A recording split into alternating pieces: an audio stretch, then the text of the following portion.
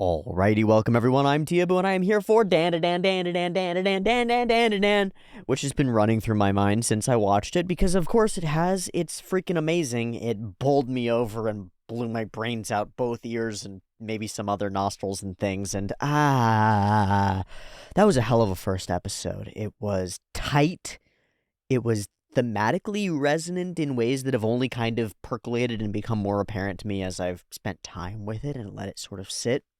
It was stylish and colorful and bombastic and insane, and it introduced a world and set of characters that are able to do literally anything because all the taboos have already been broken, all of the walls have already been climbed over, every depth to be plumbed has already been plumbed, and so we can go fucking anywhere. We can go deeper, we can go further, we can climb every mountain, we can...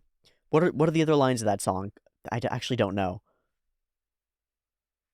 Storm every sea, cross every river, dig every ditch? Like, what the fuck are the actual... I need to find out. Oh, it's from The Sound of Music. That makes sense. Climb every mountain, ford every stream, follow every rainbow till you find your dream. Okarun's dream is that there might be aliens and ghosts and things. Of course, ghosts don't exist, but aliens at least certainly do. And so he's following the rainbow to the aliens. This is my drawing for the day, and I'm really happy with how it's turned out, I think, especially with how it kind of looks on camera. I think this might be... God, I think this might be the first time that I've...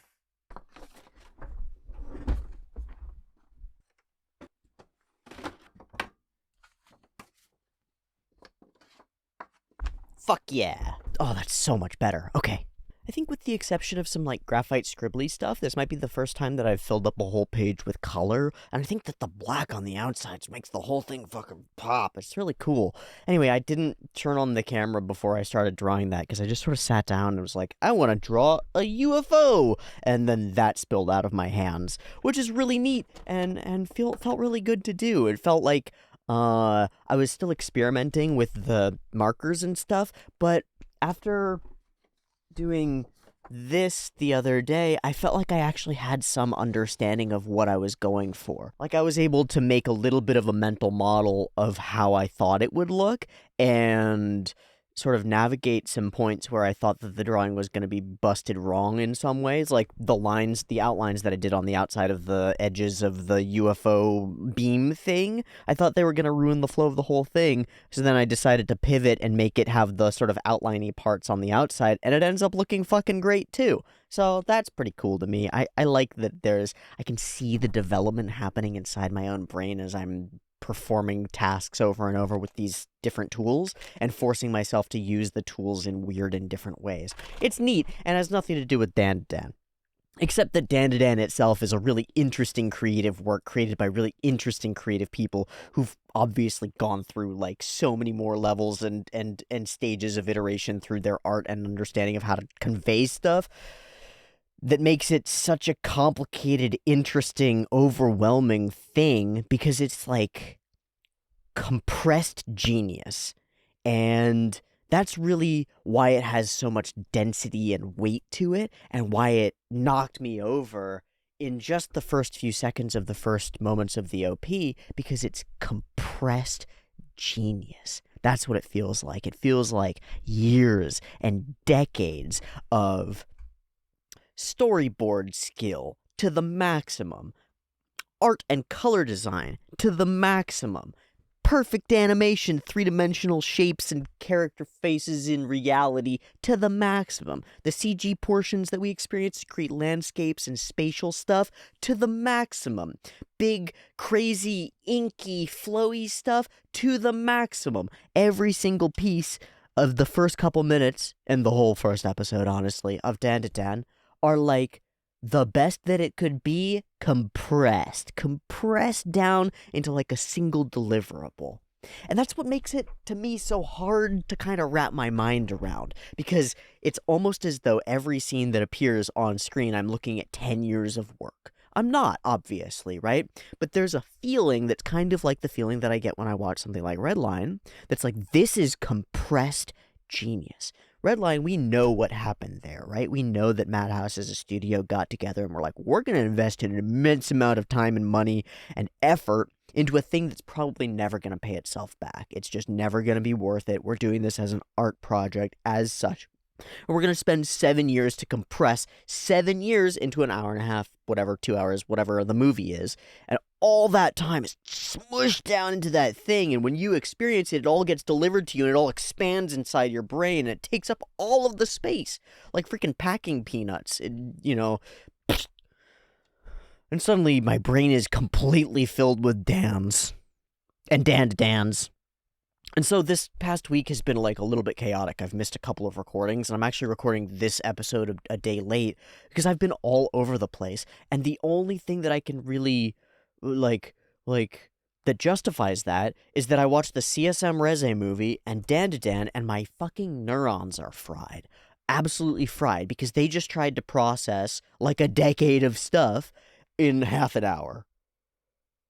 And now we're like a week and an extra day later, and I've made a thumbnail, and I've thought about it a little bit, and I've talked in the Discord back and forth with people about certain scenes, and I've talked in the comments back and forth with certain people about certain scenes, and I've kind of got an idea of what I fucking experienced. Not an idea of what Dandadan is, because that's not gonna happen, but an idea of what I just experienced. Like, okay, yeah, I can compute that and sort of like put it away. Almost as though I've just experienced a world-ending tragedy and like too much information has happened and now it takes me some traumatic time to sit and process and just like when humans get overloaded and overstressed, and this is something that I've been sort of trying to handle in a different field, we need time. We need time to let our brain in the background go through things and process stuff. And a lot of that time is best served doing like menial, simple tasks over and over and stuff like that, just letting it percolate and process. And that's what I've kind of needed to do with Dandadan and the Chainsaw Man movie. I've needed to like go on a walk and look at some trees. And it's been raining and stuff, so it's been harder to do that. So it's just stuck in a box with all my feelings.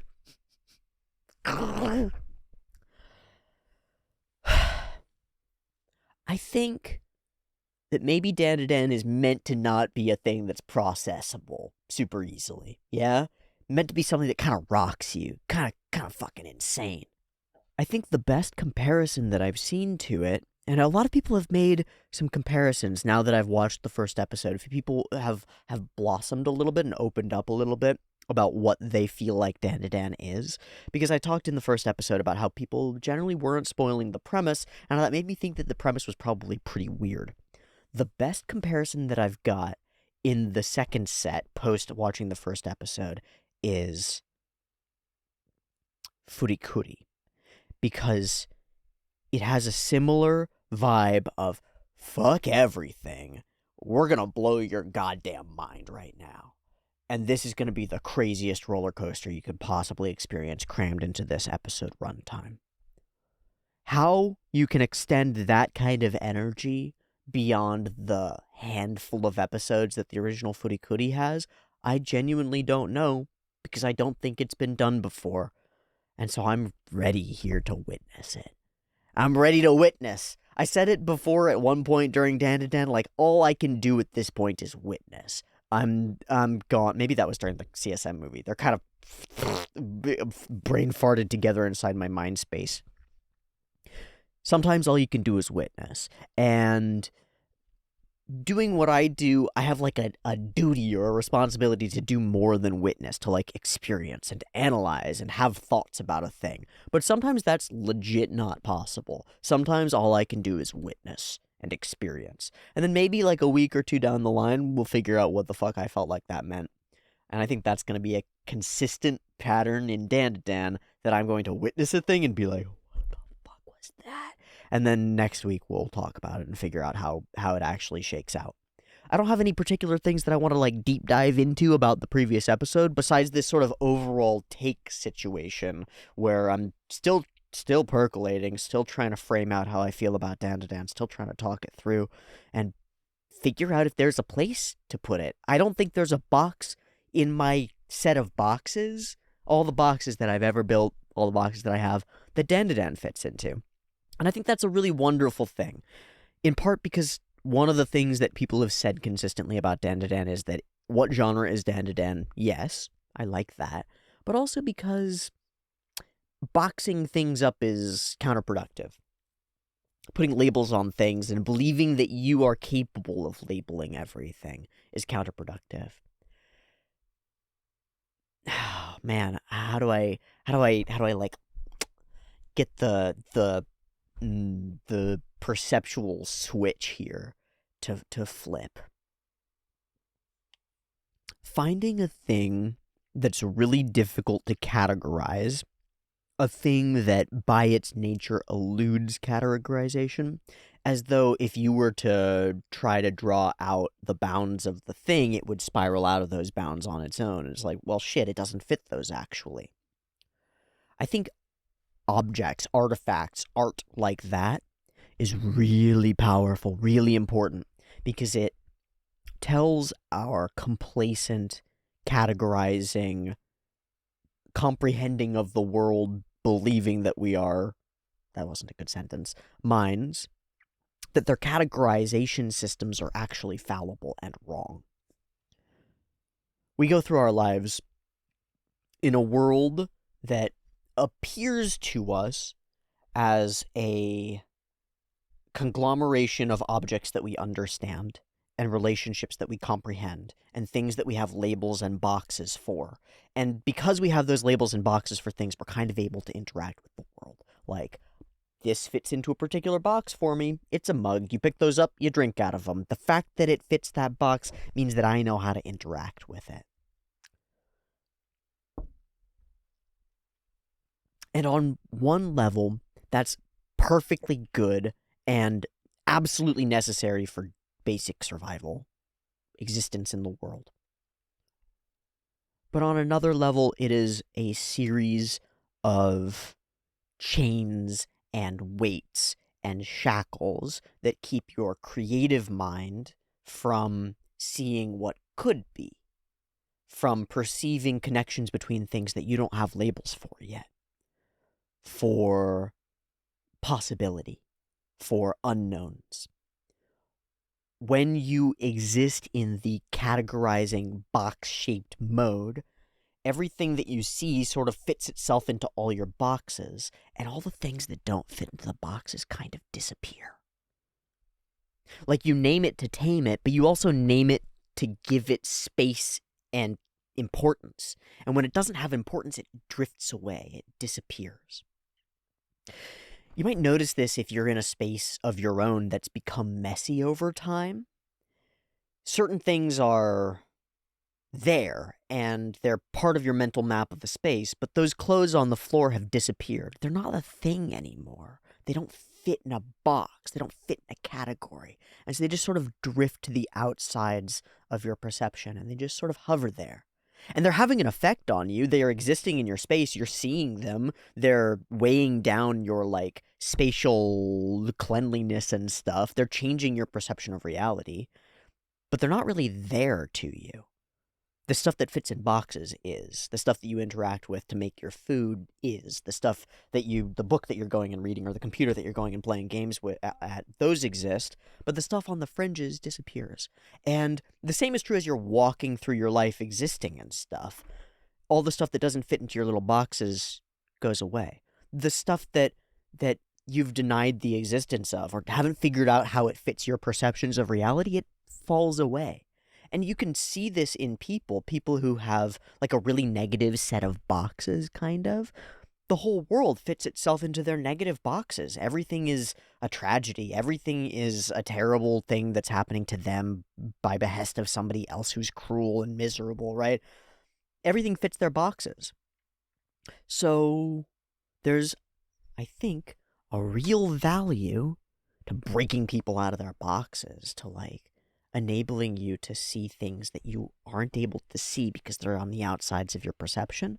And I think it's objects that refuse to be categorized And then the friction in attempting to fit them into your brain space that forces you to create the new pathways, that forces you to create new ideas around the thing, and that trains you to create new ideas around the unexpected things that you don't really see, right?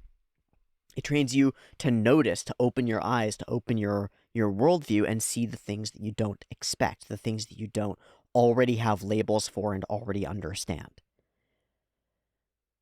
I think that's like definitionally what open-mindedness is. Like, trait openness is the ability to see things that you can't really see, that you don't have labels for, and to generate the potential for new labels for them, or to hold them potentially in a sort of Schrodinger space where they could be any one of a number of labels depending on various factors. They could be a bunch of things. Like, Dandadan can be a bunch of things. Every episode of it can be a bunch of different things.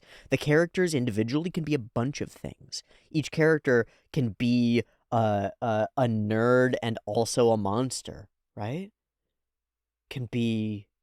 Doesn't fit the labels that you expect. And I think that does something to you as an observer. And I really value it. I really value it. It's not just novelty, it's like forced conflict between ideas. Forced conflict between easily categorizables that should be mutually exclusive and then are demonstrated to not be mutually exclusive. Something about that lets you break your brain, and in that brokenness you can rebuild. So your brain kind of wants to be complacent. To bring it back to where I started on this, our complacent categorizing brains. Your brain wants to be complacent. It wants Dandadan to be simple. It wants it to just be a fucking comedy show about sci-fi. That's all it is. It's all it is, and I don't have to think about it anymore. Put it away. I don't want to do work and think about a thing. Ew. Ew. But I do want to do work and think about a thing. I want the friction because I want to grow. It's the same reason that I'm drawing a thing instead of typing it into an AI generator, right? I don't want the result. I want the friction and the growth. I don't want a perfect paradigm for understanding the world. I want the ability to generate a new paradigm anytime I'm introduced to information that doesn't fit my boxes. And I want the ability to never dismiss that information and just be like, it doesn't fit my boxes, it doesn't matter. I want to be able to generate new boxes. Or to break down the barriers between boxes, to form a new system, form the triangle system, like whatever, right? So Dandadan as a thing that refuses categorization enables the person viewing it to break their brain in a really effective way. And I think that there are lots of examples of things that people value that are intentionally contradictory, that are meant in their formulation to break the mind. Part of this idea comes from my understanding of like certain Buddhist practices and ideas like koans or koans, which are little short statements or sayings that are often contradictory, often don't make literal sense, and force the adherent, force the thinker to break their mind. The classic one is the tree falling in a forest, right? Does it make a sound? This forces you to like recategorize what sound is, especially if we're in a world where we don't understand sound waves, we don't understand how that works. We're just understanding sound as a perceptual thing. We have to recategorize how it works. We have to rethink everything we know about the world in order to understand that weird question. It, like Dandadan, breaks boundaries. It breaks boxes. There are spiritual traditions like the Zen traditions that do that kind of thing. There are dramatic religious traditions. The Trinity is a self-contradictory, mutually exclusive, incompatible idea that God is one thing and multiple things, right? It's not a very like reasonable, materially truthable idea. It's one that forces you to kind of break your brain a little bit, and that has an effect on you. Internalizing those sorts of ideas has an effect on you. So what effect does watching a show that you don't know how to categorize and don't know how to wrap your mind around have on you? I don't know. It makes me think that it makes me think of a little improv exercise that I talked about a couple weeks ago in a different show.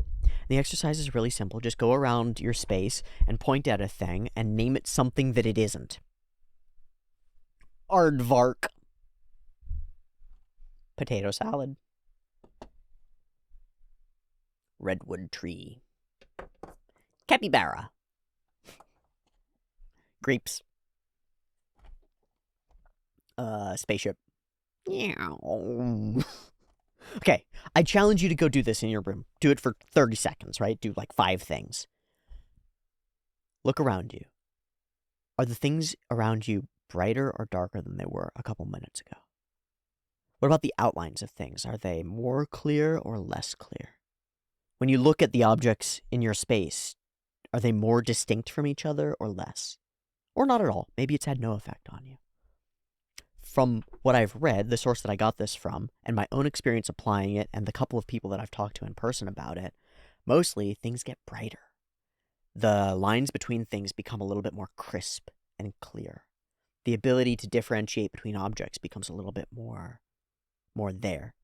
It's like your eyes wake up. It's like the mind behind them is seeing things for what they really are, instead of just the boxes that they fit in. It's like you can break yourself out of your complacent brain state in moments, just by trying to. So what can a thing that refuses to be categorized, refuses to be understood, do to your brain? It might awaken you from deep depression. It might open your eyes to the ability of your mind to see again. I don't know, but I already notice it having an effect on me. Beyond just being overwhelmed, beyond being like, I don't know how to understand that. That was really cool. Beyond being interested and intrigued, I'm like creatively inspired. Inspiration is breath, and it feels like Dandadan is giving me a breath. And with that breath, I could then speak, and I'm not sure what would come out. What's come out now is like 20 minutes of blathering about how weird it is that Dandadan is weird, right? And yet at the same time, I feel like I've come to some kind of potent conclusion that I've been trying to answer in the back of my head since 2014, when I was sitting in a film studies class arguing that our ideas of genre categorization could never work to fit and understand the films that are coming out, because they always transcend their categories. Even the most obviously sci-fi film is going to have elements of horror and elements of romance and elements of all sorts of other things in it, because those things don't have clear dividing lines.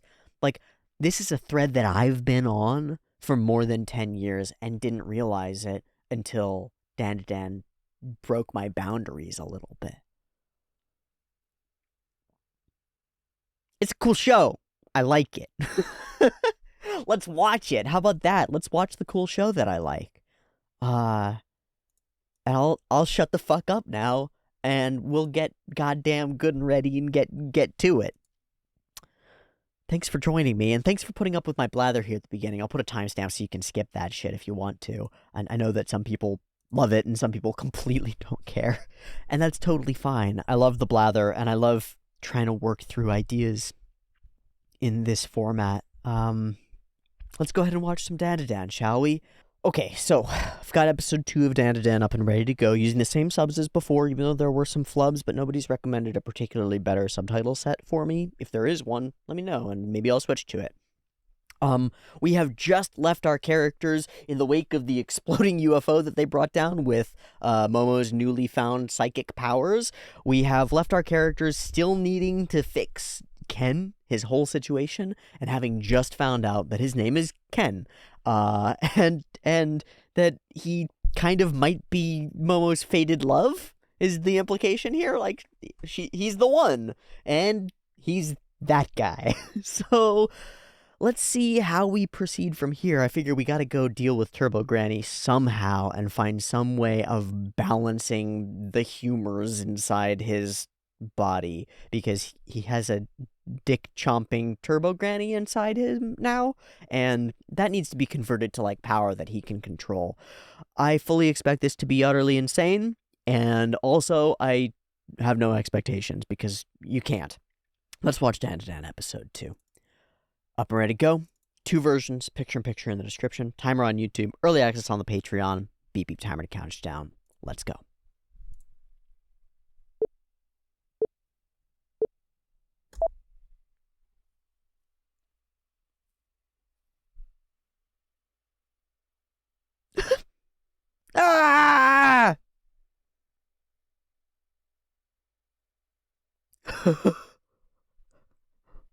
No!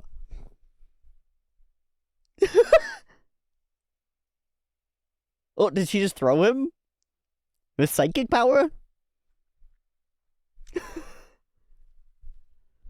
De nada. Huh. What? No saying Takakura Ken. Illegal.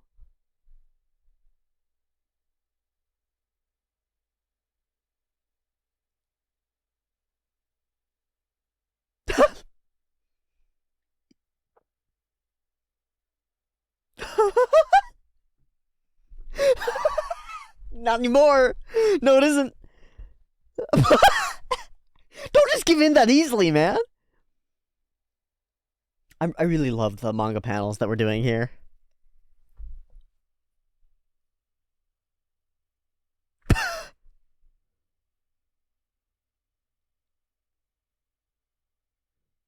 What a dick.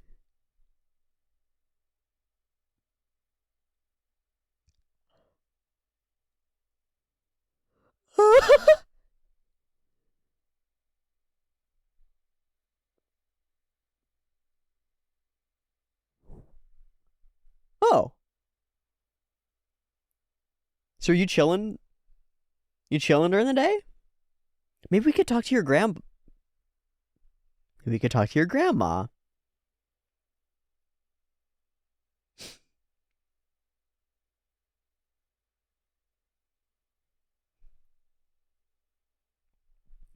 I'm so happy that I get to see it again. I know I'm gonna get to see it like 20 times, but holy fuck. Also, the Pikmin sound that this is stolen from, taken from.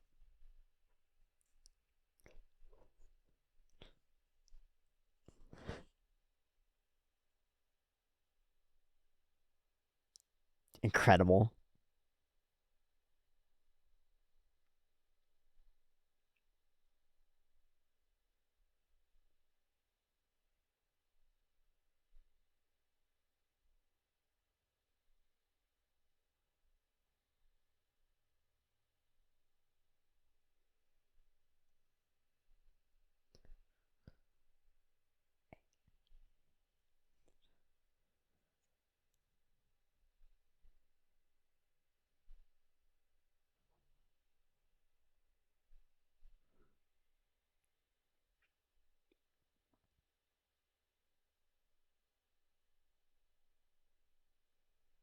This sequence is so fucking incredible. And then this with the spatial stuff, and then his.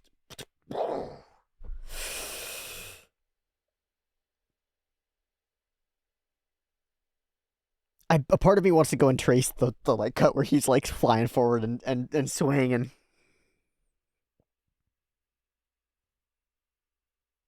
Oh, did his broken glasses fix themselves? Moto! There are seals here!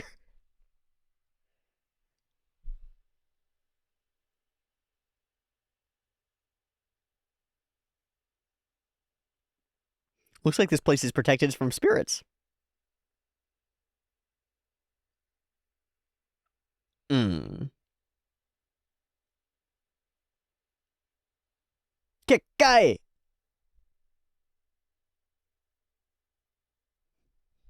It's fine. You're just lighting on fire like Araragi. You'll be fine.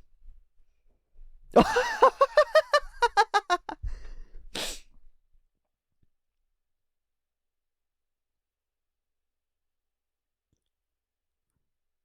don't know. You gotta.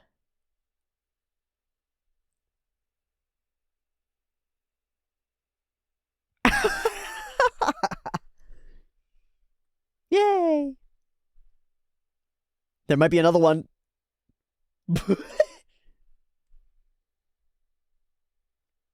We've just removed the barrier from this place, though, which might have consequences.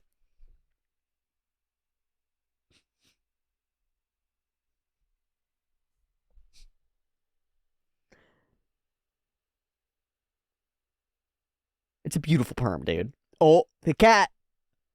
The cat. That was a really angles. Multi-point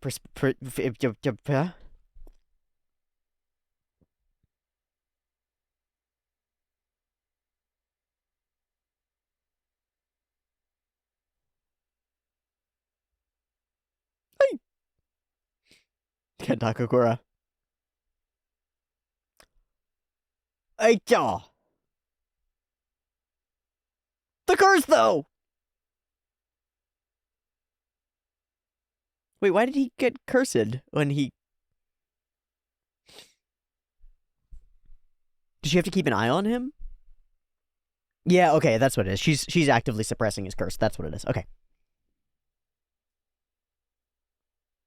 Magic earrings. Magic earrings.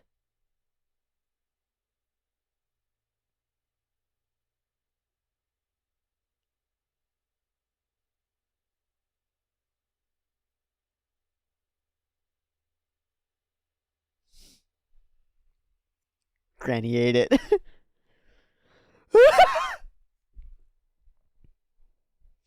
He's being so good, though.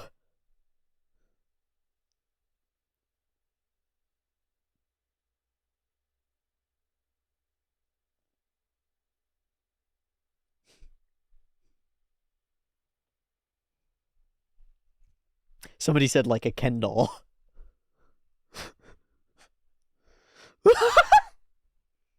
Just the easy thing.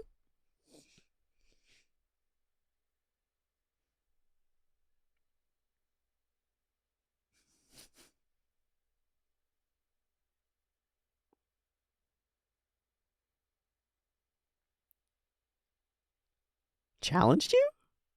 Oh.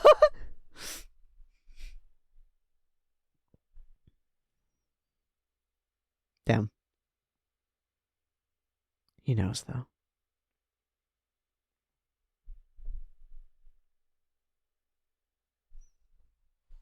Shit, man. The glasses being unbroken for that transition is really cool.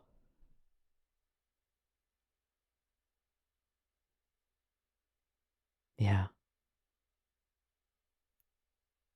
Hmm.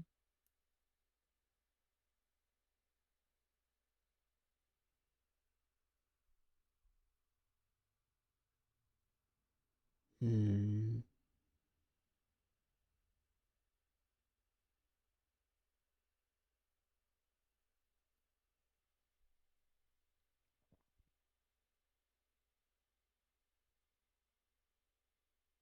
Mm-hmm.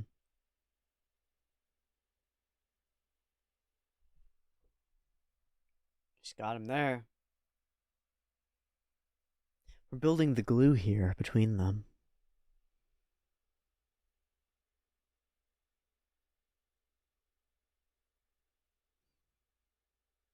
Oh.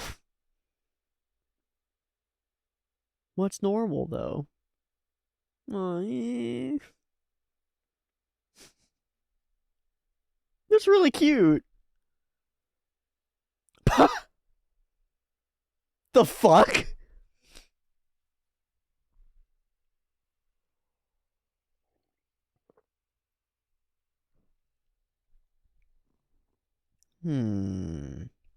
Barrier's gone, baby. Barrier's down. You fucking took the barrier down. We're trapped in this house now.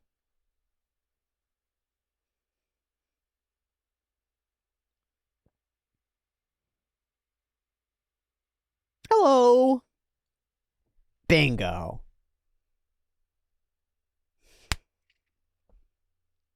Meh. Get it.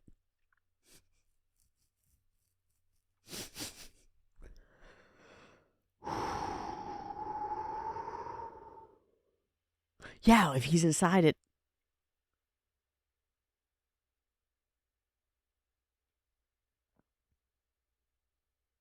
What's the spirit? It's so close. We're gonna get jump scared, man. It's above us.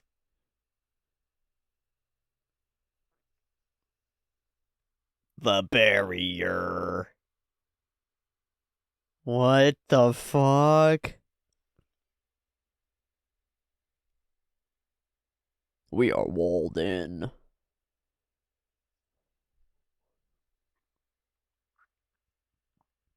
He'll burn up. Oh shit. This is cool.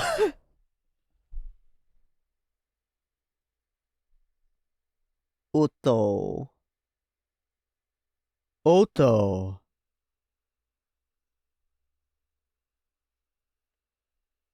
Oh, the curse. She's at her limit too.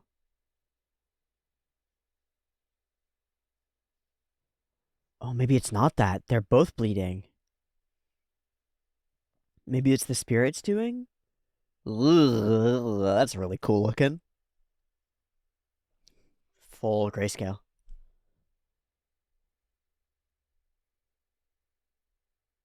This would be a great way to introduce the grandma.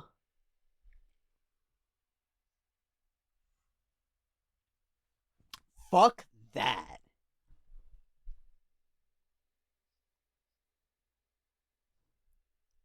Did we? Sorry, don't know what promise you're talking about. Oh, fuck.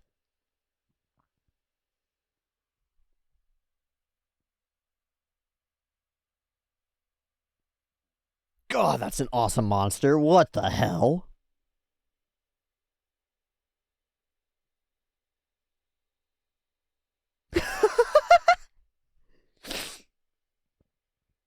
Enormous sumo guy.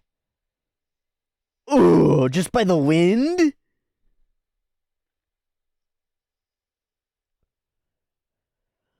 Man, the scale is so believable. That's CG.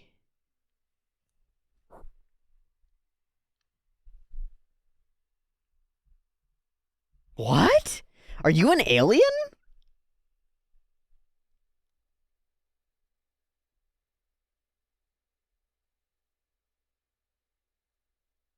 Uh-huh.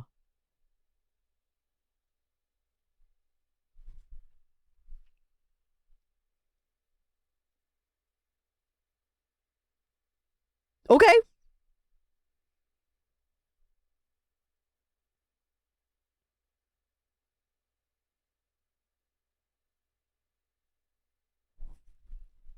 Sure. Uh-oh.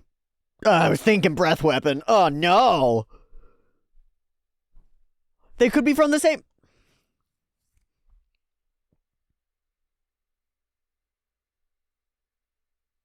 Hey, you're the exorcist. Let him go, baby. Yeah, let him go.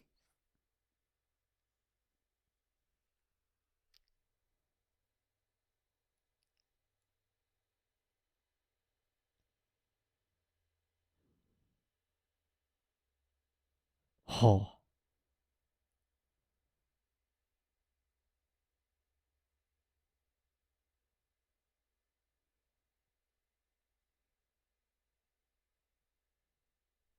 Can you use it? Can you harness it? Can you choose?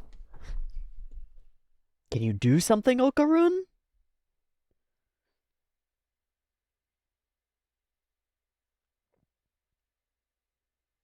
Reach out and grasp the moon. Grab the moon. Yeah, you will.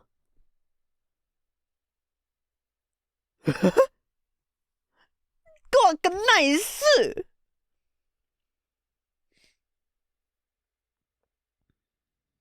Hi.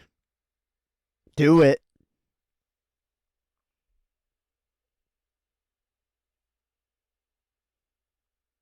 What was that?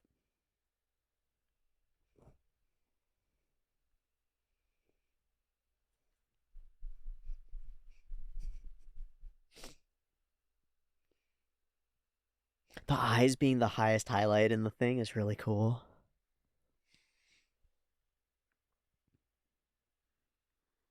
Suddenly red. Whoa, it's different.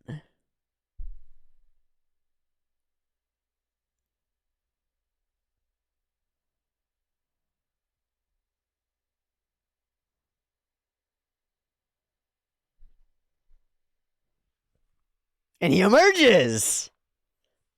The choice to spot color this is so cool. Let's fucking go!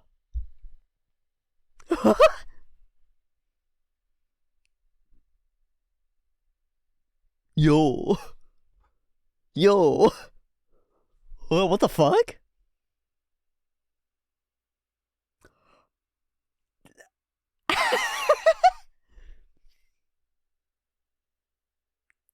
Is he actually Takakura Ken's? That's a Takakura Ken character, isn't it? I think that's the vibe that we're getting here. Is that he's just cool and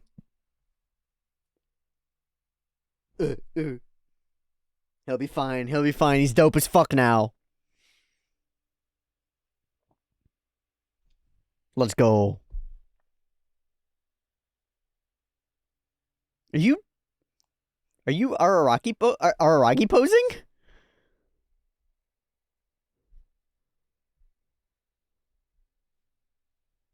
Okay. He has unlocked the power. What's up, buddy? Oh, maybe not.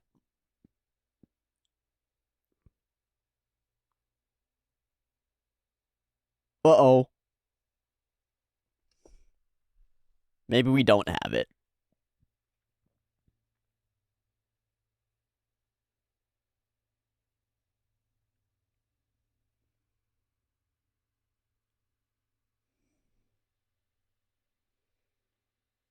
Hmm.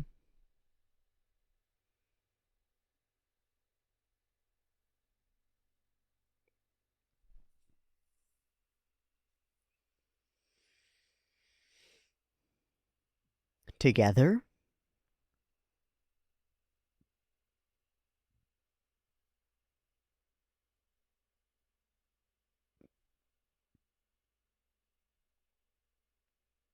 Yeah. Oh. Oh, maybe it plays by rules. Shit.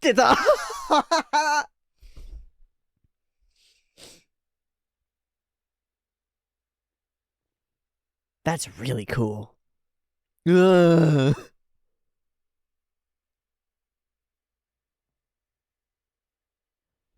Okay, kick the music in. We're doing it.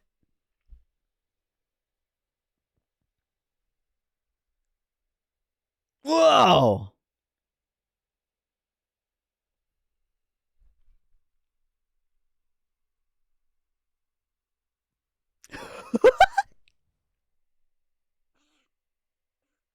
Whoa.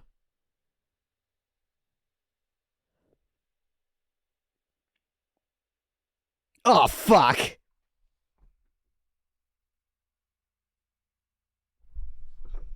That's some bullshit. Gotta play by the rules. Oh, she does not have the protections. Yeah, she is just a person. Oh, and you're a turbo granny.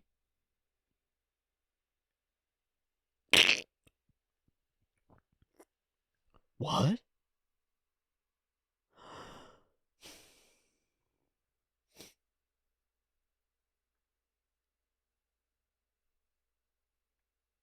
Hey, you lose, dude.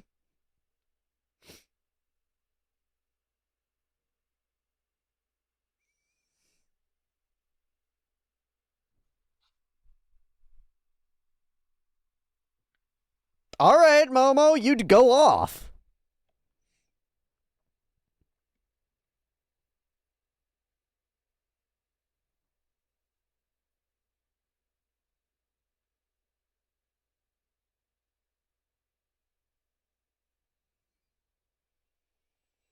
She's still going.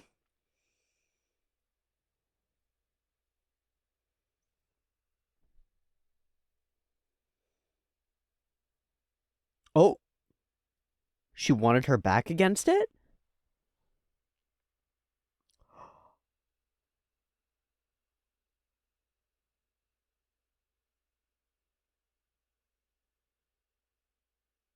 Oh.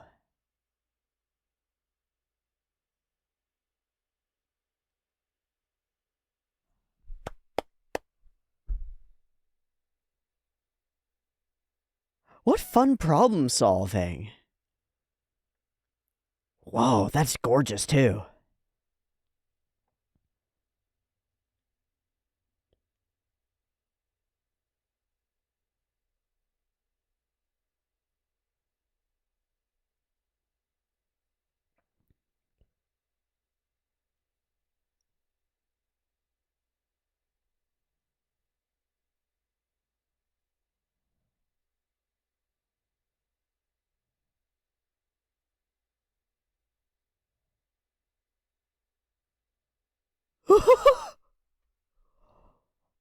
Yeah.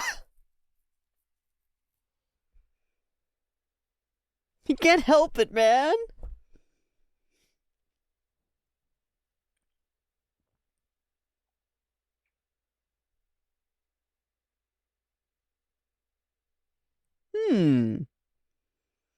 Maybe after becoming dark, gloomy guy, he. Oh, though. Oh, shit. He's about to poof.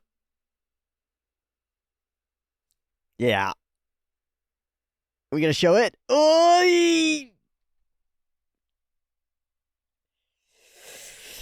Now we gotta have the grandma show up.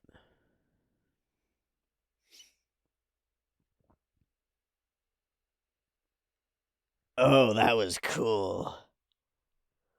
That granny is so turbo. Is that the end of the episode? Fuck!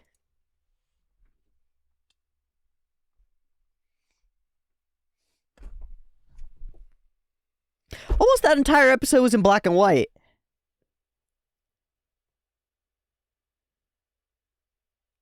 That's the most absurd choice.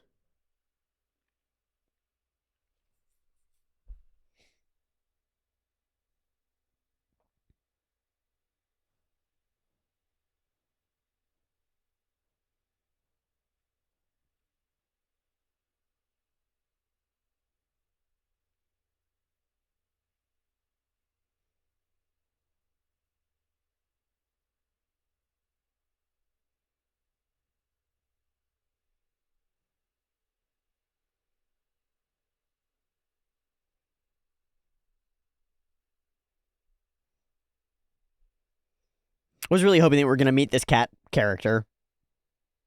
But I will be pleased with just the OPED situation.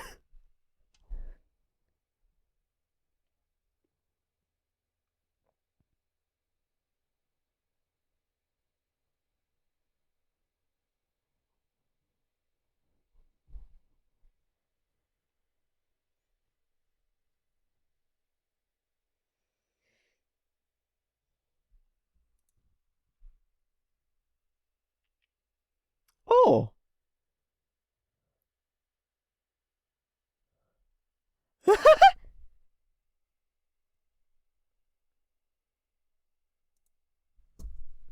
Awesome. So we are going to meet the granny in just a moment, which makes perfect sense to me. And we will get to that very soon.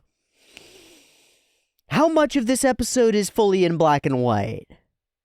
Like a really absurd amount of the episode, huh? It starts out with just like a desaturation and a graying, but then it moves toward complete black and white when the fog comes in. Yeah, we've still got some dark green in here. There's green in her earrings, and then it's totally full grayscale. Okay. This is the craziest choice that I've ever fucking seen.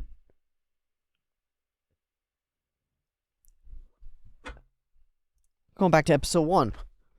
The standout thing about episode 1, oddly I click on a literally black and white frame for it, that's very funny, but it's showing a newspaper, right? The standout thing about episode 1, there's crazy animation, all sorts of stuff, but it's color, man. Blue, blue, blue.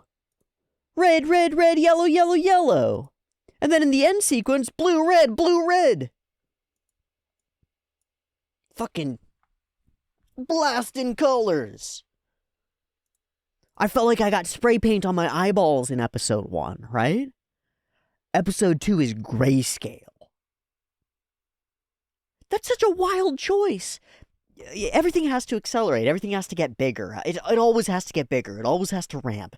Always a bigger next quarter. Always bigger returns. Always more bombast. Always more. What if you don't have to? What if you tone back in a different way? Because, like, the standard situation is you put an immense amount of money and effort into your episode 1, and then episode 2 is like all the other episodes. It's normal. Which means that you go from episode 1 to a drop, and it feels like a big drop in quality and stuff happening and things. The choice to not fight against that, but to kind of go with it. To drop out a lot of the saturation, a lot of the oomph, a lot of the energy that sort of sells in the first episode, and to work a little bit on glue. Because the rest of the episode, all around the action sequence, which happens in black and white, is glue. It's all conversation and communication, and some of it has some real depth to it. And then the interactions and the fight sequences are all, like, toned down compared to the first episode. And not in a way where it feels like a loss or something, just like a choice. Like a smaller, more isolated little adventure. And it feels like an isolated adventure. It feels kind of like, I watched Over the Garden Wall a couple months ago, and there's this feeling like we enter into a weird space and then we come out of it, and that's a whole wrapped adventure, and there it is, and it's done. And this feels kind of like that. We enter into this space, we do one thing that sets things off. It's the symbol thing, the talisman. It sets things wrong. We get to the end, we fight the thing, we fix the thing, it's over. It's one cohesive thing. But it all happens in this space of grayscale, of, like, pulled back.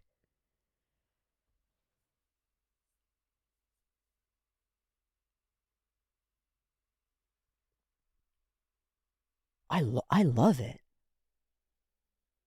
I'm coming to the conclusion at the end of this that I love it. It sets up the possibility for another peak to happen. Another big spike to happen.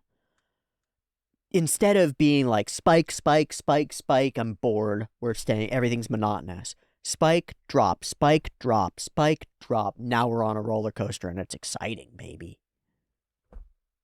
And then the same thing is happening within the episodes.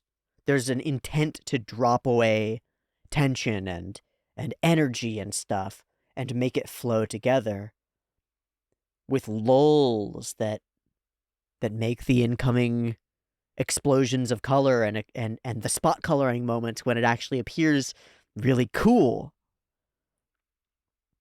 We go from, like, maximal energy, and if you're at maximal energy and you introduce a new factor, it doesn't have any more energy behind it. So, like, Okarun becoming the new monster guy, right? It's just more of the same. But if we drop everything back and we're kind of losing, and it's kind of grayed out, and it's kind of sad a little bit, and then he flames on and his head is flaming and he's cool and he gets the Sakuga around him, it's accented. I think it might be brilliant. It might be fucking brilliant. I don't know. I will say that I don't think I've ever seen an episode of anime that is so fucking color focused. Pull the color out. It feels crazy. It feels genuinely crazy. It feels like cutting off your own hand. But the end result is fascinating. The end result is good. Okay. We're going to step away from that and talk through the episode as a whole, because there are a bunch of little things that are fun and exciting and cool, like transitions around Okarun's glasses being broken or not as we transition back to the past when his glasses are whole. It's interesting. I don't know if there's a logic to it that I haven't quite clocked. There's this element of Momo's guard being up and us sort of demonstrating with the camera that it doesn't need to be around Ken. It's interesting. It happens here when she covers herself. She's, like, very conscious of her body. And reasonably so. Like, she just got out of a terrible situation. Very fair. But then also, when she's changing in the room, we make a very distinct point of, like, showing Ken standing there, right? And it's as though, like, there's no inclination in him to peek. There's none of that. And we're doing that intentionally. We're, like, demonstrating that. We've bound our characters together by the curse, by her need to keep him contained. Like and there's an altruism built into it. Like she's doing this to help him. The the character banter starts off from like moment one in the episode. It starts to really land. It starts to really work. She's making like really silly requests of him, and he's like, "Okay, okay, I guess it's my name though." And there's humor and complexity and weirdness and silliness and childishness to it that makes me nostalgic a little bit for like the kinds of weird conversations that you have in high school. Ooh, the vibe is immaculate in the beginning of the episode, at least. And I'd say throughout the episode. These manga panel sequences are fun and they break up the flow of the thing. They help us like bridge the gap of the space that we're walking through in the same way that multiple manga panels of a scene walking will do that, right? I wonder if those panels are what the pages in the manga look like as these text boxes are floating by and they're having this conversation. I could totally imagine that being the case. Oh, we've switched to English. Trains always makes me think of Shinkai and 5 centimeters and stuff. Just can't help it.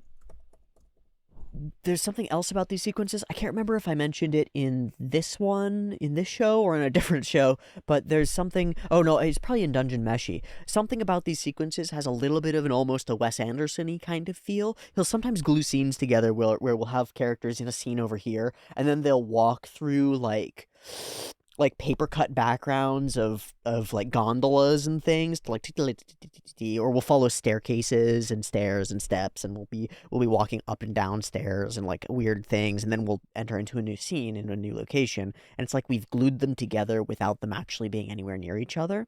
This serves a similar purpose. These scenes of us walking through spaces make us feel like we're covering immense amounts of ground, but they're character filled. The characters have emotion in their gestures and their body language, and there's dialogue happening. So this is a really fun way to like visually fill space while we're having audio space be filled.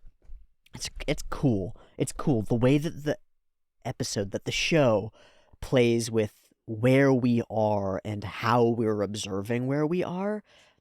It's like it's the fundament, it's the baseline of what the show is doing. Where's the camera? Where does it go next? What are we going to show after that? But it always feels inventive and creative and cool, and like there's intent behind it.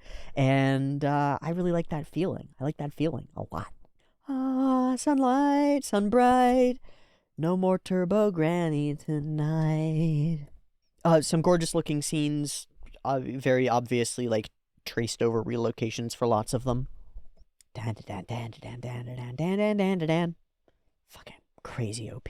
I just, for my own purposes, I just want to go through this whole like Okarun flies at the camera and punches us sequence just really quick.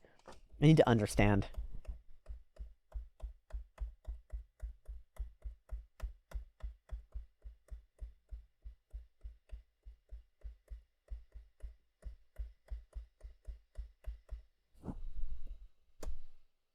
God, fuck, that's so cool.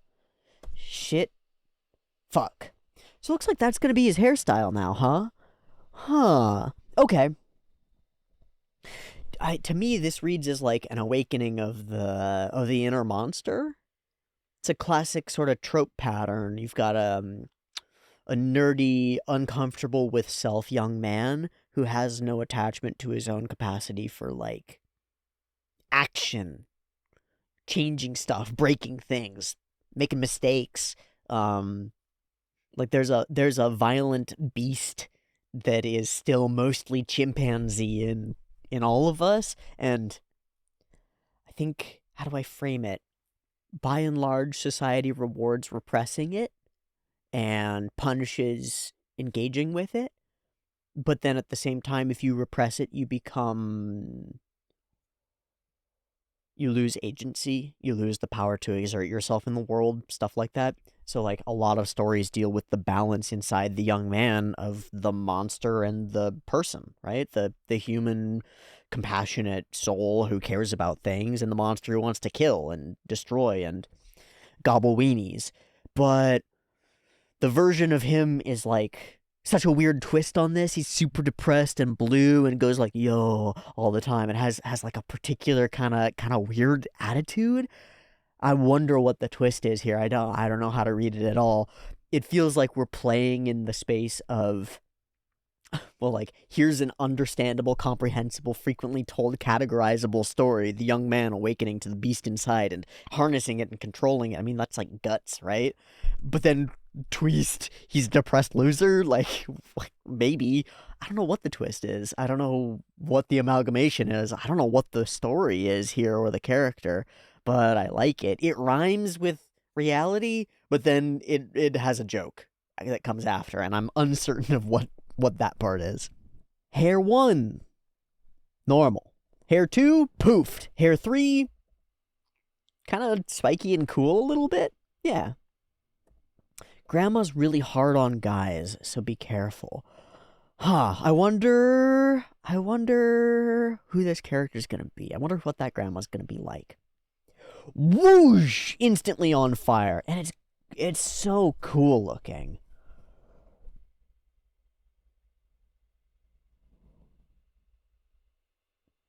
So he touches the barrier and speed lines here. And then impact frames of all white. And then this painterly, stylish fire stuff that really reminds me of the Araragi fire in one of the Kizumonogataris. Whoosh! It's gorgeous. They've created a really cool set of fire patterns for this monster, this creature. I really like them. They stand out so wonderfully. And then the way that we are able to zoom through space, it's neat. It's really fucking neat. Okay, chuck him into the water, and he'll be fine. Plus a perm. There are so many moments where we choose character poses that are totally not what I would expect. Like, this is not what I had in my head for how he was looking as he's reaching out here. And so the jump to it, I find humorous. It's like he's sillier than I expect him to be, and I find it makes me laugh. I don't know how that joke works, but it sure works. It's just him being silly, like crab walking through the barrier, but it really works for me. It makes me laugh. And there's our setup. Okay. This is something that I really like about the episode. I think that the situation is solvable. The idea that Momo has to get herself bashed back past the gate and be able to apply the talisman is solvable. Like, all the information is present to us. The problem that the wall is inside the gate, the fact that the talisman is there is shown to us, I think, twice, if not 3 times, over the course of their, like, fight sequence. There's enough glue together that we could put it together. A lot of the time, I don't mind if there's not actually enough glue. I just want there to be the feeling like I could have solved the situation, right? Which keeps me on my toes and keeps me engaged with the scene in a way where I'm, like, trying to play detective and trying to piece the thing together and trying to come up with the solution. Here, it feels like the solution was actually possible to solve there, which is kind of what I really would like in any sort of cool mystery situation. I hope that continues as a thread, because I think it opens the door for genuine engagement with the scene, because there's a feeling like maybe I can solve it. Maybe I can solve it before the characters do, before the show tells me what it is, and that makes me want to. It makes me want to, like, pay attention to everything so that I don't miss something that could be used to solve the thing, because you never know what the mystery is going to be or what element in the show might solve it, so everything could be important. And it kind of does that thing that we talked about at the beginning of, like, breaking outside of the boundaries. I'm looking in the peripherals for all the things that are, like, hidden in there, that are just set dressing that I would just push away to the side, because maybe something in there is actually buried treasure. And now I'm not in the, oh, this is obviously this kind of scene categorization mode, but in the curious, what could be happening next kind of mode, an open mode, right? An open mode where maybe that element factors in later, and so I should pay attention. I should register every element. Maybe it matters that there's this weird mermaid sea creature thing behind the cat. I don't know. But if I'm in a mode where anything in the show could be important, it's like, now I have to be engaged. Now I can't just wait for the show to spoon feed me its next beat, its next plot point. I have to be engaged. I have to be watching. I have to care. I really like that. I like caring, you know? That's part of why I'm here. And so for the show to engage with me on that level and be like, not only are you not stupid and do you not need to be spoon-fed, but you probably, my viewer, you probably enjoy the mystery, enjoy puzzling things out. So I'm not going to be an ass and give you an unsolvable mystery, which lots of shows do, and that's fine because it still makes me engaged, but I'm not going to make it unsolvable. I'm just going to make it complicated enough that our characters will probably get there before you do. So next time, do your best. And it's like, next time I'm going to be here and I'm going to be like, what's the mystery and how do I solve it? Because I want to. I want to be cool. I want to be smart. I want to figure it out. I want to understand things. I want to like get the storytelling techniques that are going on here. I want to understand the beats. I want to have that like predictive, ooh, wow, I did it feeling a little bit. I want that. It's fun. I enjoy it. And so I'm really glad that the show wants to engage on that level, yeah? It's cool. It's like it treats me as though it assumes that I'm going to be an active participant. And that sort of challenges me and says, like, if you do any less, you're not doing your part. Okay, this move through the house I thought was really cool, and I think it has to do with, like, multiple point perspective. I think we've got one perspective down this hallway and another down the next hallway, and we're going to turn across them. It reminds me of a shot in JoJo's where there are, like, two streets, and there's rain, and there are two streets going on. And also a couple of shots in recent Mappa productions in, like, Jujutsu Kaisen and stuff, where we're panning across big spaces like this. But I just want to see...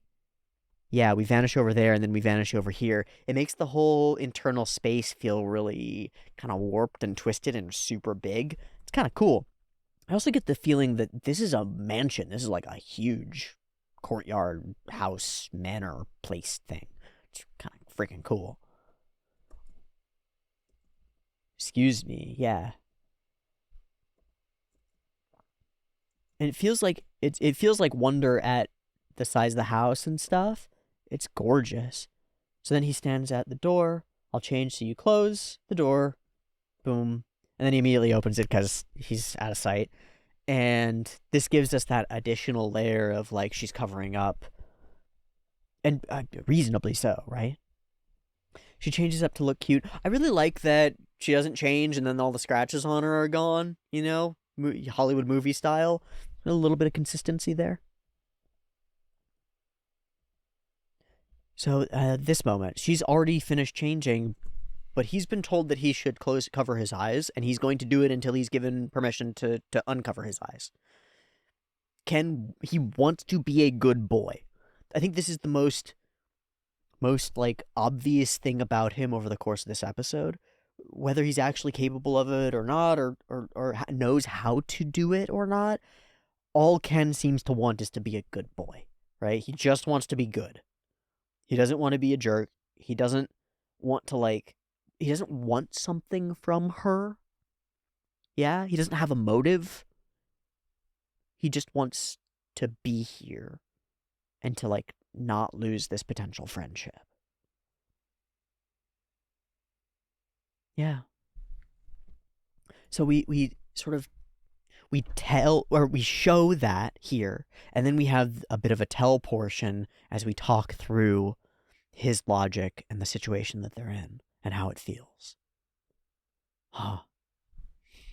And it's gone. You're the one who challenged me. I wasn't interested to begin with. I only picked a fight because you kept talking to me. I didn't want to miss my chance. She sort of deflates. I've always wanted a friend. Okay, I love this little transition. He turns, the lights come in, his glasses shine, and then they're clear and unbroken, and we're back here looking through his eyes at Momo.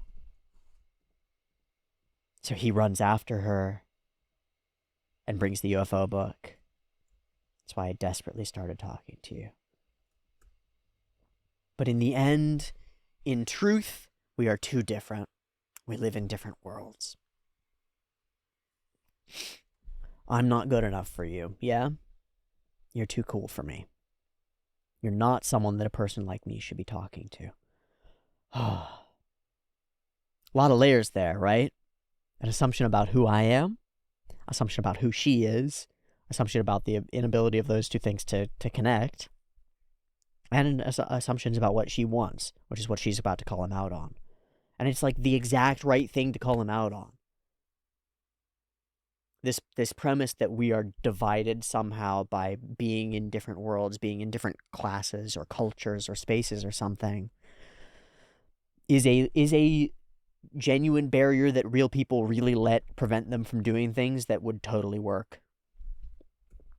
And it's just a perceptual barrier. It's just a box.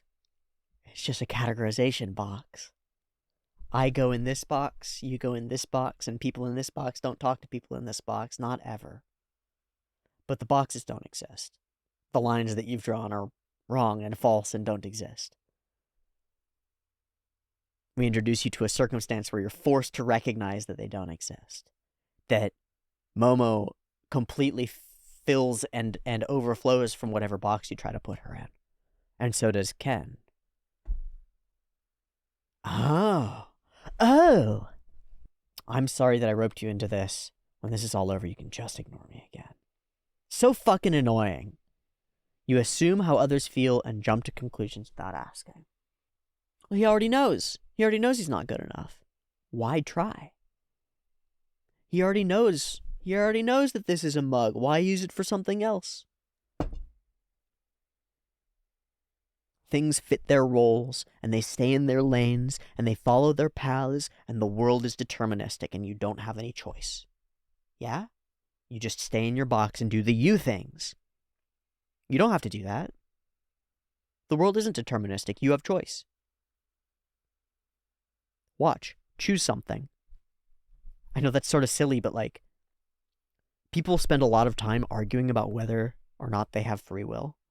And you can spend all the time logicking around it that you want.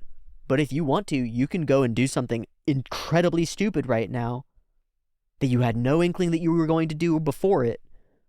You can just go and do it. You can do something totally self-destructive, totally idiotic, totally great, totally beyond your own expectations for yourself. You can just go do it. Just choose to. But if you look at the world as though everything is what you know that it already is, that you already know how everyone is going to feel in every circumstance, you're never going to try to push boundaries, because you know that there'll just be walls. You know that there are walls around you, and so you're never going to push against them. It's like what's the classic parable story of the elephant who, as a baby, is tied up with a thin cotton rope. The elephant as a baby pulls against the thin cotton rope, can't pull against it, can't break the rope. The elephant grows up and grows up and grows up and grows to be 30 times bigger than it used to be. Same rope. Elephant could snap the rope with a tilt of its head. Never pulls. Why? Because it knows. It knows its role. It knows that rope will never break. It's certain of it. It knows the box that it's in. It knows that there's no point in pushing against the walls. So why would it ever push? Even though if it ever pushed a little bit, the walls would all fall down and the world would open itself up to you. And the same seems to be true for Okarun. He knows the walls that are around him. He knows that he's chained and roped and tied, and he's bound to be the lonely nerd, whatever it is that is his pattern that he knows he must follow. And he assumes that that understanding of reality applies to everyone else, and it doesn't. Momo isn't quite like that. She's able to open her mind a little bit. She's able to see other things. I think it's probably because of who her grandma is, because of that relationship. We're seeing inside her house, the kind of growing up situation that might enable someone to like live unbounded. I've met people like this who I mean, now that I understand a little bit more of the psychological literature, a piece of it is just being securely attached, right? Like being confident in yourself, being able to navigate the world effectively, having certain support systems in place from a very young age. I've met some people who I just like, I'm in awe of their ability to overcome boundaries that other people see. And I think Momo might have some of that. She has certainly so much more than Okarun does. And it's a powerful thing. It might be the biggest thing that she brings to the table besides her like actual power. You assume these things, you jump to conclusions, and then you act in a way that makes that happen, that's self-fulfilling. You don't have friends because you push them away because you know that you won't have friends. So you do the things that lead you to not have friends. It's like an unconscious, conscious choice. So don't say that I can just ignore you. We can just talk about the occult like normal. Which is like so sweet. Because they don't have a normal. They don't have a talk like the occult like normal, you know? But she's saying this is normal now. I think. This is normal now. This is what it is. I love that she jumps into this almost like sibling energy. There's like, hey, come on, talk to me, come on. It's so sweet. She's able to break through his mopiness and certainty. And his only response is to sort of snap back, to be a little bit spiky. Huh? Get them kind of fighting. And then this gets interrupted by the doorbell, right? Ding dong. Yeah. That's really cool.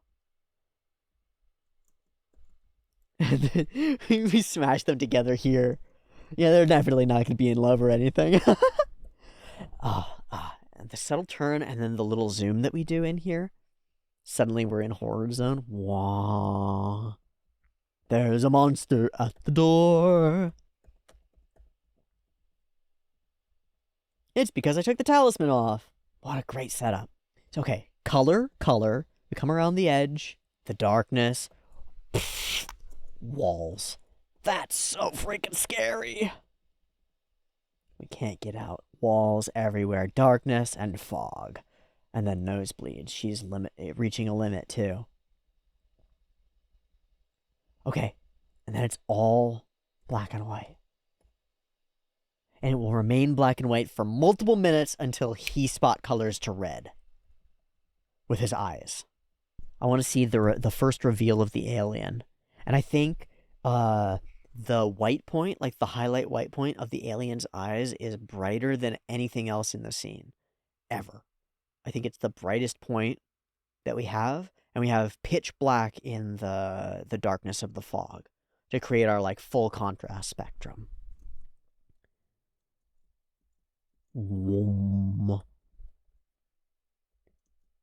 Yeah, okay, so not only do we have the brightest point being the highlight in the eyes, but there's actually like a fuzzing around it, like a glow effect on it, so it's that those really cut through. Ooh. It reminds me more than anything of Giant Robo from Giant Robo, partly because the size, but also the face and the sort of almost statuesque kind of feel of it. That's really cool. It's a super weird monster alien that's kind of unlike anything that I've ever seen before. In story, it plays by particular sumo rules, which is freaking really cool and weird. Like, why does an alien play by sumo rules? I don't know. Why are we evil people who broke a promise? I don't know. I assume it has something to do with the general lore of the thing. And then the way that it moves is incredible. There's a mix of 2D stuff and CG stuff going on here to make it really spatially accurate. And it works. It fucking tracks all the way through. The wind. Yeah, like this hand is all definitely 2D as it's. And the sense of scale and size throughout is just awesome. It feels so scary and so big. There's emphasis on the talisman. There it is. Okay. So we're really, that's our setup, right? It's not in the periphery either. It's like, bam, it's right there. Come on, guys. We can do this. All the pieces that we need, there they are. Ding, ding, running! There's such good comedic timing all the way through. It's masterful. It's like condensed genius. when something so subtle as a rapid scene transition to running is hilarious. That's condensed genius, man.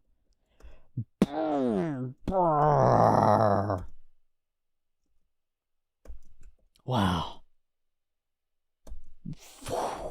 And thrown by the wind. I love it. I love it. It reminds me of the scale difference in something of the Colossus, the PS game, Shadow of the Colossus. And it finally says banana organ, and that's when he starts to put together that it's actually an alien. That's a Flatwoods monster! And why does it sumo? I don't know. I love that we animated it just doing a bunch of sumo shit.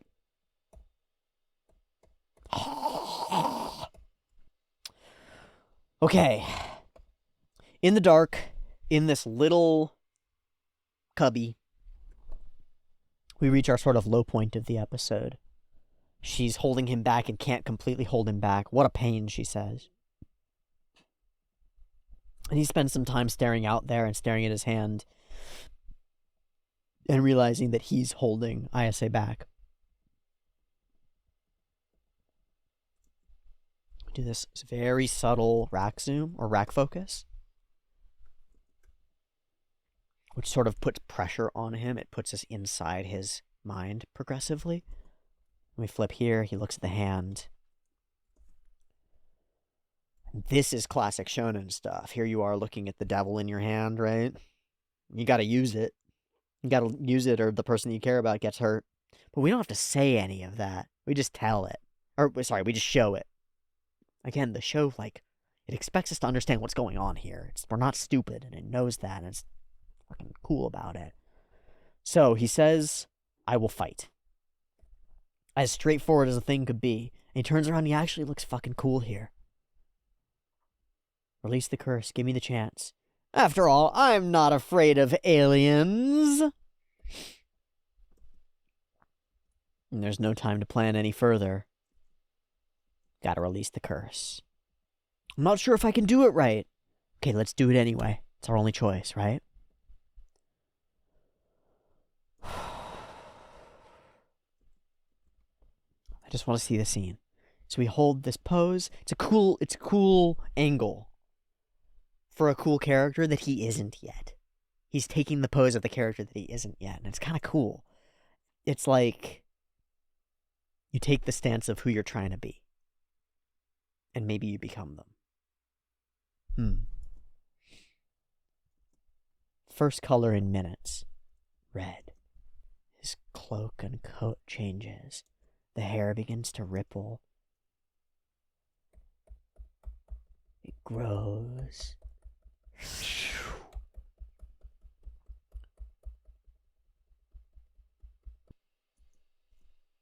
We get blasted by the big kick. Flash, flash, flash, red. Pew! Boom! And he snaps through. Emerging in a blast of glory. Flying toward the camera. Carrying the girl head on fire. Kind of reminds me of Hades in the Hercules. So his mock neck becomes the jaw. He's awesome. It's a cool design. She witnesses. Boom. I'm brimming with power. Depressed. So yeah, I wonder what's going on here. He gets to be super awesome and powerful, but ultra depressed. How is that an angle on Okarun? Or maybe on Grandma? I don't know. I wonder what we're gonna do with this. Is this a personality of his, or is this a distinct person? Does this character person have a name that's separate from Okarun? Or is it just Okarun, but he has different vibes? I don't know. And then the manner of speech, it's like a depressed male Yankee? 気分が落ち込んでよ. 落ち込んでよ. I feel like I've heard a character in Hunter x Hunter or something else with a huge cast who has that accent, but I don't know the accents well enough to place it. I wonder what it says. And of course, I am an awkward fellow after all. I wonder if it's a lot like the character that Kenta Kakura actually plays. Oh, I didn't notice this moment where she becomes almost Western cartoony. That's so cute. I should just eradicate myself, yo. Yo. I'm sure it won't work, yo. How did it actually work? How did he do this? I don't even know. He's powerful as fuck, though. Something about the contrast that he is the only bit of light and color in this scene. It makes the whole thing really fucking cool. Huh? And really fucking badass as he grimaces up at the giant monster. But he doesn't have it. He's at his limit. It's kind of like, well, just like when he shows up on the alien ship and it's like, oh, the boy is here to save the day. And then he fails completely to do that and she saves the day because she's dope and actually powerful and he doesn't know how to control himself. That seems to be happening again and again. And I don't dislike it. I kind of like it, actually.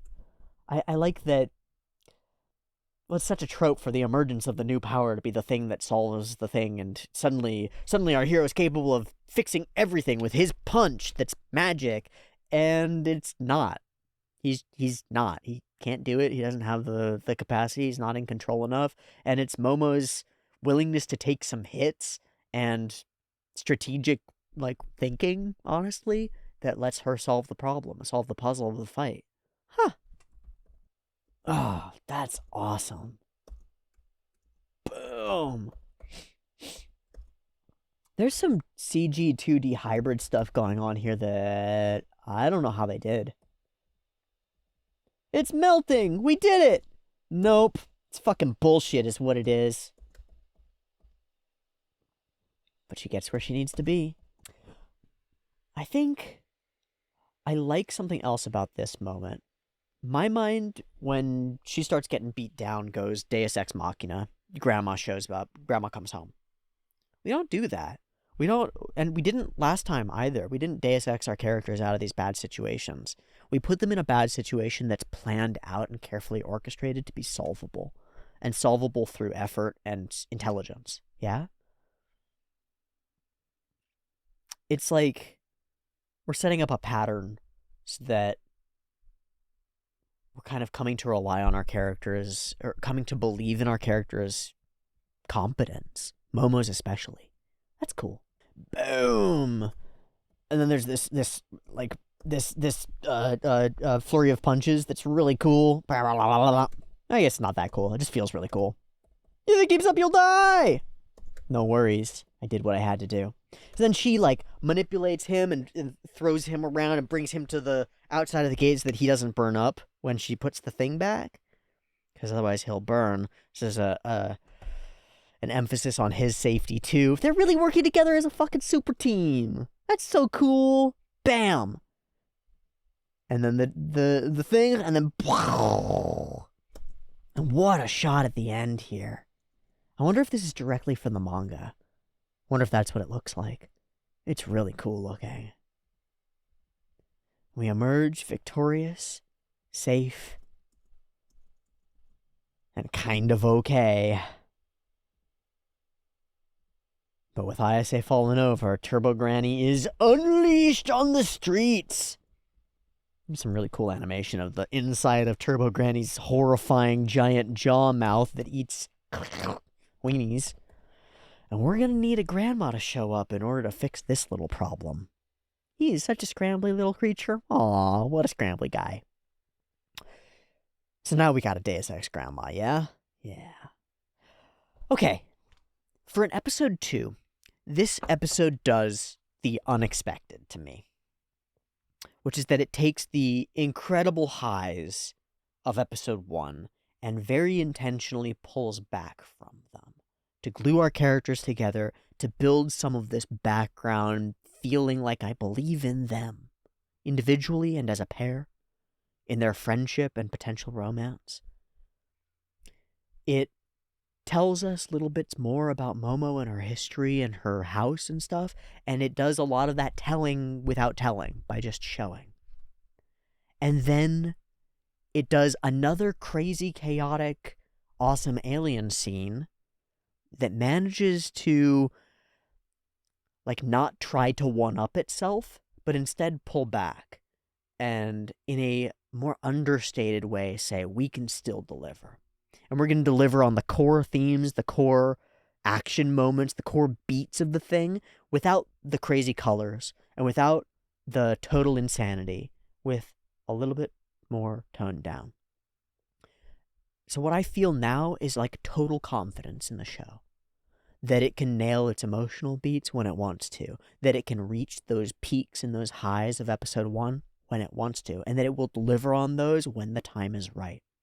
And I'm also confident that it's not going to like run itself into the ground trying to maintain 100% energy all the time, but is instead going to flow naturally. That every episode could be something different, something crazy, something weird, something interesting, and that it will deliver at any level of that spectrum. Whether it's our characters being completely insane, alien hunting Sakuga monsters, or if we're just sitting side by side talking through the fundamental relationship assumptions that are keeping us from seeing each other as people, the show's going to be able to nail its beats wherever those beats land. I think that's really impressive.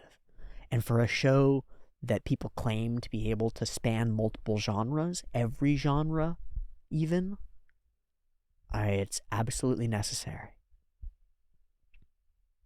Because it's one thing to do a show that does an okay action, an okay comedy, and okay romance, and it's just like classic mediocre 2000s, 2010s Hollywood action romance comedy drama blockbuster superheroes. Yay. Boring. But for a thing to do really excellent insane Sakuga, and then really excellent character writing, and then really excellent like tone back, tone setting, flow stuff, that's something special. I'm here for the something special. To witness, to experience, to enjoy, to breathe in, and be inspired. Thanks for coming along with me for episode 2 of Dandadan and the weird experience of this second stage in its roller coaster. I hope you've enjoyed it to any degree as much as I have. If there are things that I've missed or didn't talk about over the course of the episode, I'd love to hear about them. I should probably go to Sakagaburo, huh? Yeah, let's check out the episode, see if there are any things that I should know. Okay, I've got Sakagaburo up. Way less cuts on this one. Looks like most of them are black and white. Let's grab them all. Just see if there are any cool names associated. Artist unknown and Shin. I'm not even going to try. I will guaranteed butcher that. I should try. Shinshong Sang? Sorry. So this looks, animated CGI, character acting, debris effects, running, smears, smoke. This is this guy doing big CG movement stuff. Oh, and then give me your banana organs. And we're running away from it with the smoke going. Cool. Artist unknown. Some character acting, blink blink, looking at the hair, laughing, some more character acting, some smears on the hands. Cool. Artist unknown. This is when she's throwing him around. Ouchie. Okay. Artist unknown. Zoom, zoom, zoom. It's really great spatial stuff as he floats around. Reminds me of something with a broom. Yeah. Azoura. Oh, I've seen you on something recently. This is CG stuff. And then this is when he whooshes, becomes on fire, and then we both run, and then he like explodes into light, which is awesome looking. Boom. And then it's a really incredible cut. So what else has Azura done? Dandadan, Scott Pilgrim, Onichan wa Oshimai. Huh. Oh, that's Genga for it. I do want that. It's in Scott Pilgrim, huh? Okay. Yeah, here's the Genga for it. Boom! That's so neat.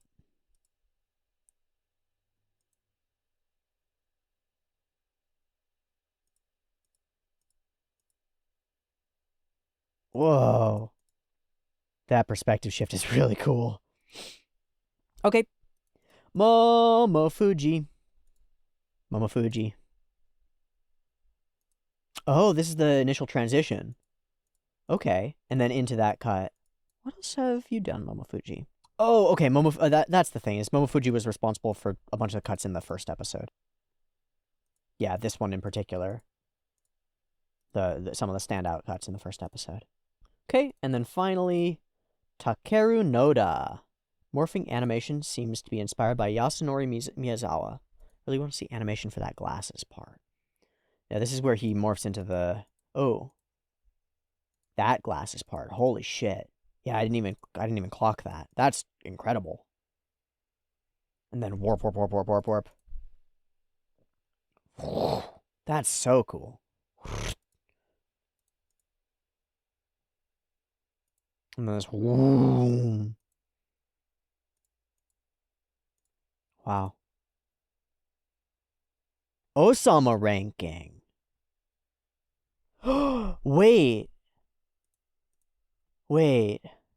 Which shot's in Osama ranking? Oh. Something about mouths, huh? Oh, this has a bajillion people in it, so it's impossible to know because it's the OP. This is also some OP stuff. But these flowy moments where we spin around and things are like, woof. I feel like that's what we're talking about here. Whoa, cool. Okay. Those are the ones that I wanted to see, and I have seen them. My overall takeaway is that there's just an incredible amount of talent on Dandadan. And even in a toned back episode, there are some really incredible breakthrough moments, like new red-haired boy rocketing into speed with a couple flares, kind of light flares going. That's a cool episode.